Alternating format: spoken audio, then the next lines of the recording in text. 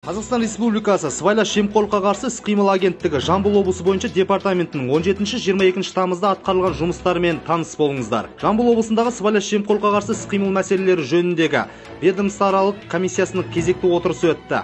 Облыс әкімі Бердібек Мәшбекұлы Сапарбаев мекеме басшыларына күш-жігерді жемқорлықтың алдын алуға және оған қарсы мәдениетті қалыптастыруға бағыттау қажеттілігі туралы басып айтты. Құрметті әріптестер, тағы бір рет қайталап өтейін осы жерде. Агенттіктің қазіргі уақыттағы басты мақсаты бұл алдын алу және оған қарсы мәдениетті қалыптастыру. Тараз қаласында кезекті сервистік әкімдік ашылды.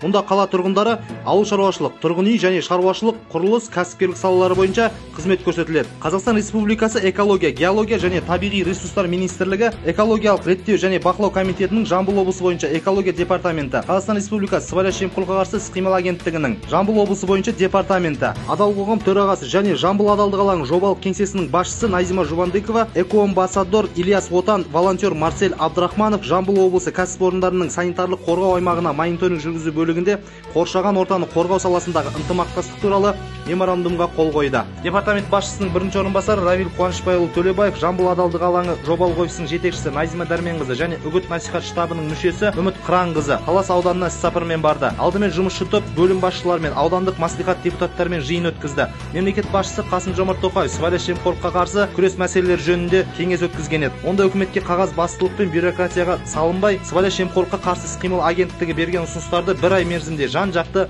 пысықтауды тапсырған еді. Жиында штаб мүшесі Үміт Қыранқызы негізгі мақсат жемқорлықтың тамырына балта шабу, оны түбегейлі жою екендігін айта келе, президенттің басқа да айтылған сөздерін қатысушыларға жан-жақты түсіндірді. Жұмыспен қамту 2020 бағдарламасы аясында жергілікті елді мекенде атқарылып жатқан жұмыстарға зерделеу жүргізілді. Талас ауданындағы сервистік әкімдікте қоғамдық қабылдау ұйымдастырылды. Онда келген халықтың мәселесі тыңдалып, тиісті жауаптар берілді. Өзге мемлекеттерден келген гуманитарлық көмектердің және облыс дәрі қоймаларынан жіберілген тегін дәрі-дәрмектердің Талас аудандық ауруханасына жеткізілуі департамент қызметкерлерімен Жамбыл адалдық алаңы қадағалады.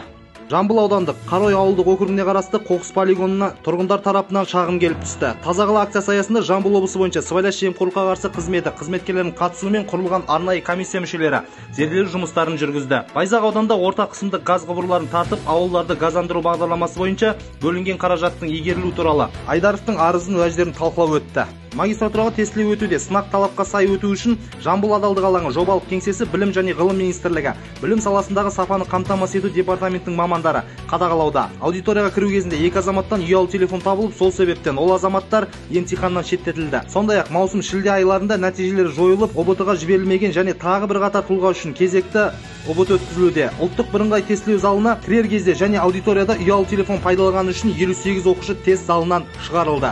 Самал-Мөлтек ауданы 31-ші үй. Бұған дейін тұрғындар Жамбыл адалдық алаңы жобалық кеңсесіне осы үйде жөндеу бойынша сұрақтармен және шағымдармен жүгінген болатын. Жобалық кеңсенің менеджерлері уақытты жоғалтпай осы үйге барып, жөндеу жұмыстары кеңсесінің жіті назарында болды. Бүгінгі күні үйді жаңғырту аяқталды.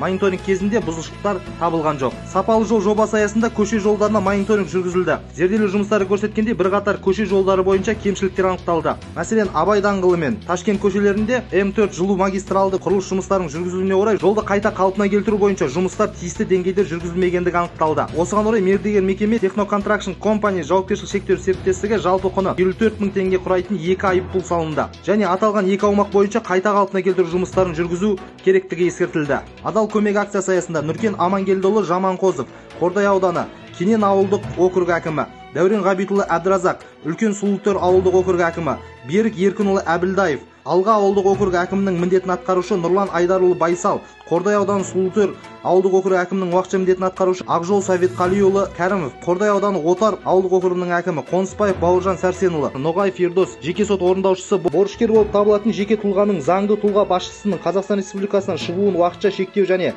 уақытша шектеуді тоқтата тұру.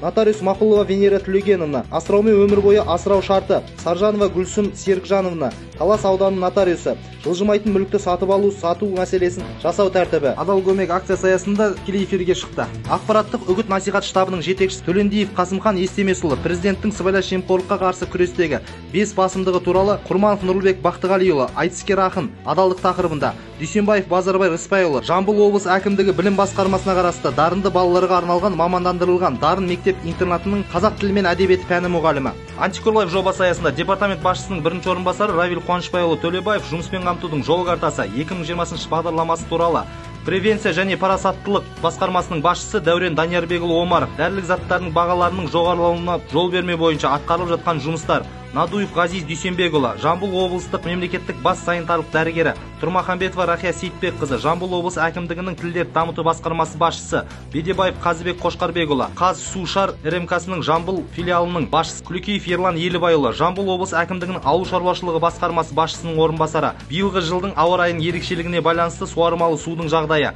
Ануарбек Нұрлан Ануарбекұлы, Жуалы ауданы жұмыспен қамту орталығы директоры орынбасары, арнайы мониторинг топ мүшесі Меклисов Қайрат Меклисұлы арнайы мониторингтік топтың жаңа жұмыс ережесі туралы баяндады.